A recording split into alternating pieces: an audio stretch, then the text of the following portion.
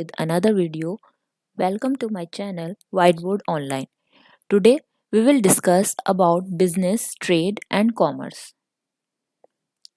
What is business?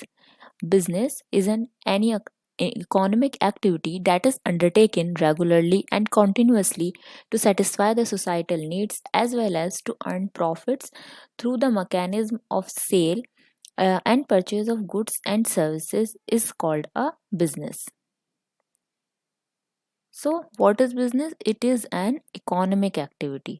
सबसे पहली बात ये एक इकोनॉमिक एक्टिविटी है. इकोनॉमिक एक्टिविटी क्या होता है? जिससे हम पैसे अर्न कर सकें, हमें कुछ प्रॉफिट हो सके. ठीक है. That is undertaken regularly and continuously to satisfy the societal needs as well as to earn profit. Main क्या बात क्या है कि हमें प्रॉफिट अर्न करना होता है through out the mechanism through the mechanism of sale and purchase of goods and services is called a business. Okay. Now the characteristic of business activities.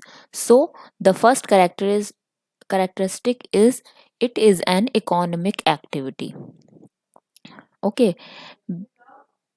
Business consists of sale or exchange of goods and services. Business consists of sale or exchange of goods and services with the primary objective of earning money. Hence, it is an economic activity.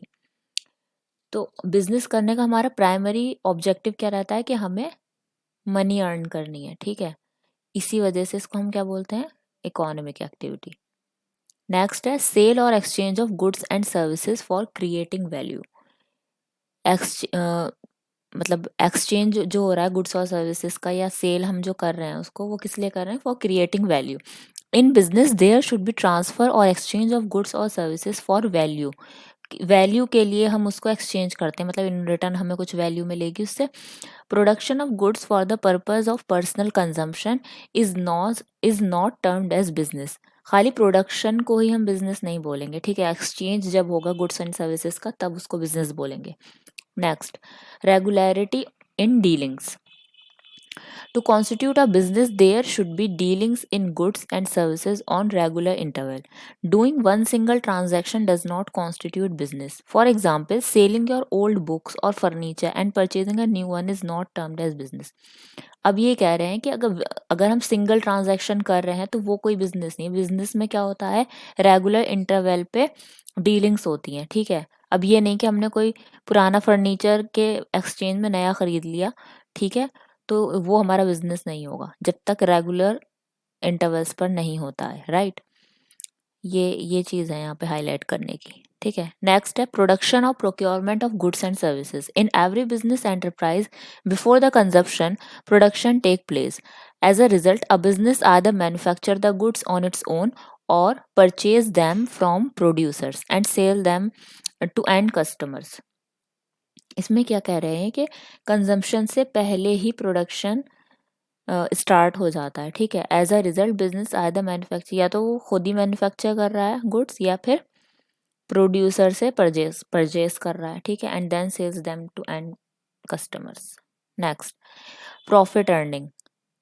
The primary objective of every business is to earn profit and is to earn more and more profit. No business can survive without earning profit. Hence, all the efforts of all the businessmen are directed towards the earning of sufficient profit. तो primary objective क्या हुआ business का? Profit earn करना. ठीक है.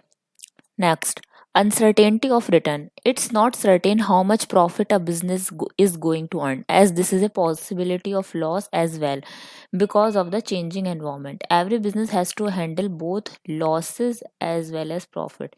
मतलब इसमें uncertainty रहती है. कोई ज़रूरी नहीं कि profit ही हो हमेशा या कितना profit होना है. Loss भी हो सकता है. Right? Next, risk. Every business is exposed to certain risk. These risk can either be due to natural factors, human factors, financial factors, or personal factor. Therefore, both profit and loss walk hand in hand, and every business has to take some risk in order to survive. तो हर business में क्या रहता है? Risk ज़रूर होता है. वो किसी भी फैक्टर की वजह से हो सकता है, जैसे कि नेचुरल, ह्यूमन, फाइनेंशियल और personal. Next, what is profession? Any economic activity which is carried out by a person with specialized knowledge and skills in order to serve society is called profession. Profession क्या है कि उसमें एक specialised skill होगी, इंसान के पास knowledge हो, तब वो उसको उस एक्टिविटी को हम प्रोफेशन बोलेंगे। कि कोई स्पेशलाइज्ड नॉलेज है, फॉर एग्जांपल डॉक्टर है तो यानी उसने मेडिसिन में उसकी नॉलेज है तो वो डॉक्टर है। इंजीनियर है तो इंजीनियरिंग में, तो ये प्रोफेशन कहलाता है। ठीक है, नेक्स्ट है employment. Any economic activity which involves doing work for someone else in consideration of money is termed as employment. किसी दूसरे के लिए काम करना for money, that is called employment. Next, classification of business activities. Business activities को classify करा गया है इंडस्ट्री एंड कॉमर्स। इंडस्ट्री में 3 टाइप की इंडस्ट्रीज आ जाती हैं, primary, secondary and tertiary. And commerce, trade, auxiliary to trade. तो ये हम वन बाय वन अभी डिस्कस करेंगे। First one is industry. It is basically concern with the production of goods and services for an economic motive. Basically industry में क्या रहता है कि गुड्स एंड सर्विसेज का प्रोडक्शन होता है। ठीक है, एंड नेक्स्ट है commerce. Commerce includes all the activities which are required for the exchange of goods and services. Goods and services को एक्सचेंज करने में जो एक्टिविटीज इन्वॉल्व होती हैं वो कॉमर्स में आ जाती हैं। It also involves all the activities that assist in removal of hindrance of people, place, time, finance, risk, information face during the exchange of goods and services. Right, अब commerce 2 type के थे, trade and auxiliary to trade. Trade क्या होता है? Buying and selling of goods and services with an aim to earn profit. Profit earn करने के लिए, तो वो ट्रेड हो गया। ऑक्सिलरी टू ट्रेड का मतलब है जो ट्रेड में, ट्रेड करने में जो हेल्पफुल होती हैं जो activities. Auxiliary to trade assist the buying and selling of the goods and services by removing the hindrance of place, people, time, finance, risk and information. तो एग्जाम्पल क्या है? ट्रांसपोर्ट। ट्रांसपोर्ट हेल्प कर रहा है goods को एक place से दूसरी प्लेस पहुंचाने के लिए।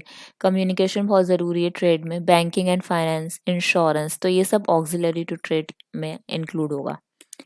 Next, now what are the objectives of business? So first one is market standing. For every business, goodwill is the most important aspect to stand out from its competitors. Every business must give quality products at reasonable price to earn better goodwill.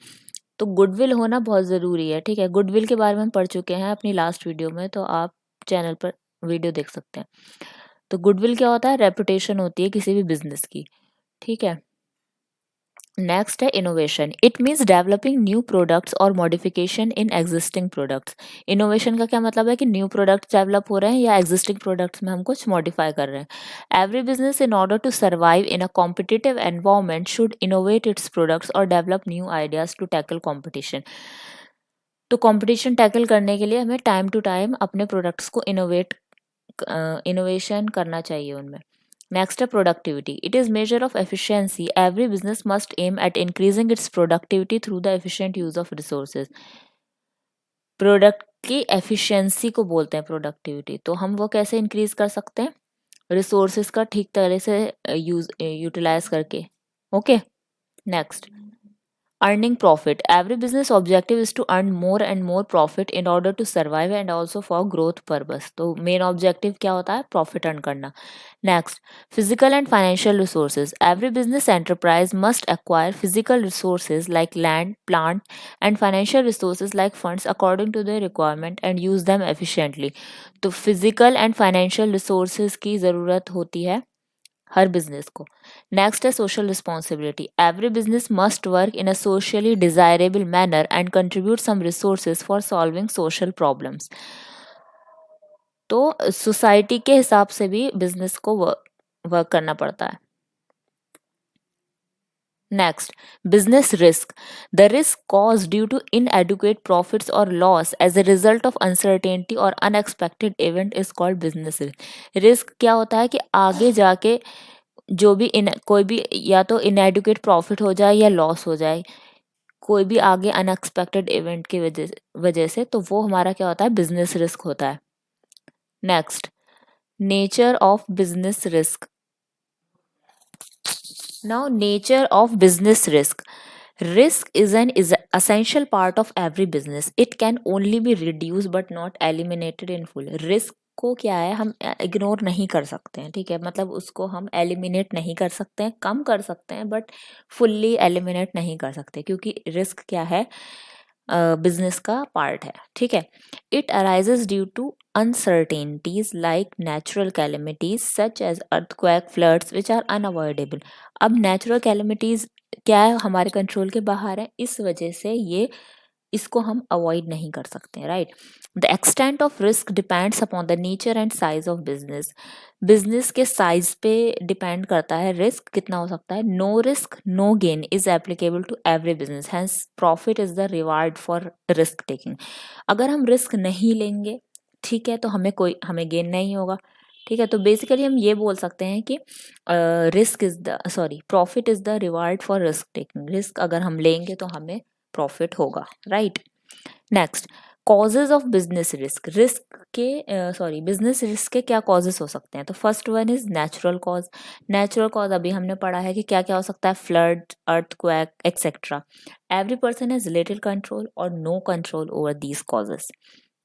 Next one is human causes. These causes include unexpected events caused by man, such as negligence of employees, power failure, employees or customers, such as honest practice, etc. Next one is economic causes. The economic causes involve the changes and variations take place in the economy, such as uncertainties due to change of technology and method of production, political disturbance, change in price, tax rate, etc. तो economic cause में क्या क्या आ सकता है. For example, जो भी economy में जो भी वेरिएशंस आ रहे हैं, जैसे कि टेक्नोलॉजी चेंज हो रही है, प्रोडक्शन के क्या मेथड हैं, पॉलिटिकल डिस्टर्बेंस है, प्राइस, टैक्स रेट एक्सेट्रा. तो इन सब की वजह से क्या होता है, बिजनेस पे असर पड़ता है, right.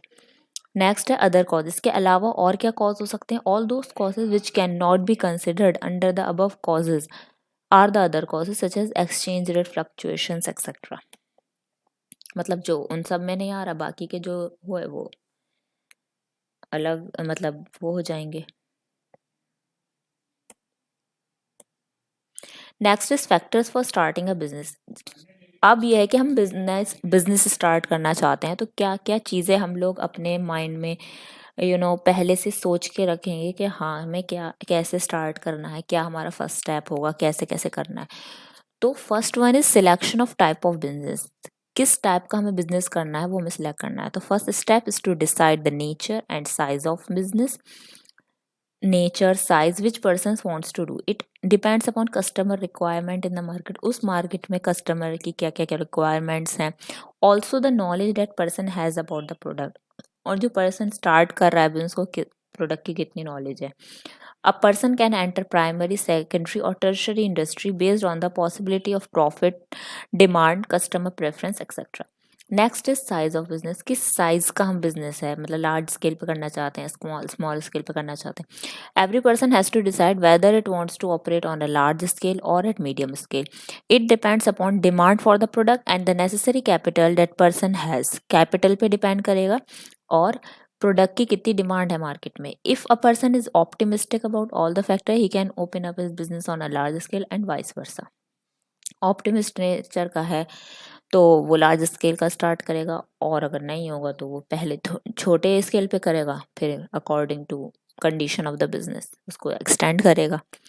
Next, location of business enterprise. It's another important factor while starting a business. Business की लोकेशन कहाँ होगी. The location of business is dependent on the easy availability of raw material, labour कहाँ में easily available हो जाएगा, banking services, transportation service nearby etcetera.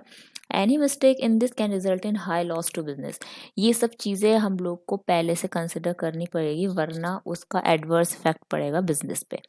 Next is financing the proposition. For every business, availability of capital or fund is an important factor while starting a business. Fund की क्या availability है, कितना fund है हमारे पास. Because capital is needed in each activity and aspect of business, such as in investment in fixed asset, stock, meeting day to day expenses etcetera.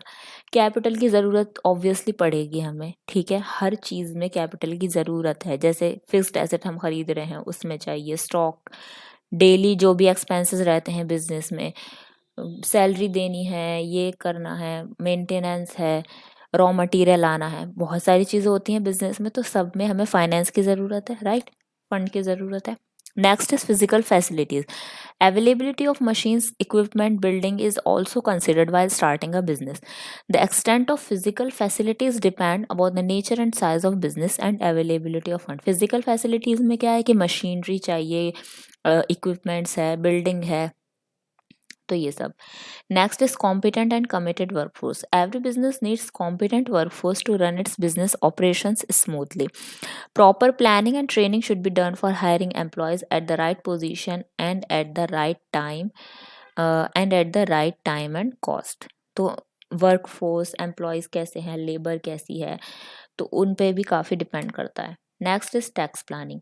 Because of increasing tax laws in the country, every business has to do proper tax planning in advance to save itself from any problem in the future. Tax planning करनी चाहिए हमें पहले से ही, advance में, ठीक है। Next is launching the enterprise. After all these steps, a person can go ahead with starting a business. It can be partnership firm, a sole proprietorship firm, or a company, etc. अब जब हमने सारे points consider कर लिए हैं, steps, तो अब हम एंटरप्राइज को लॉन्च कर सकते हैं, राइट। वो क्या है, वो पार्टनरशिप में भी कर सकते हैं, हम अकेले भी स्टार्ट कर सकते हैं, यानी सोल प्रोप्राइटरशिप, या फिर हम एक कंपनी बनाना चाहें तो वो भी हम कर सकते हैं। I hope all these steps are clear to all of you. If you have any doubt, let me know in the comment section. Okay, that's all for today. I hope you enjoyed the video. आपको topic समझ आ रहे होंगे। कोई भी doubt है, late me no in the comment section, and don't forget to subscribe to Whiteboard Online. Hit the like button. Keep learning, keep growing. Thank you so much.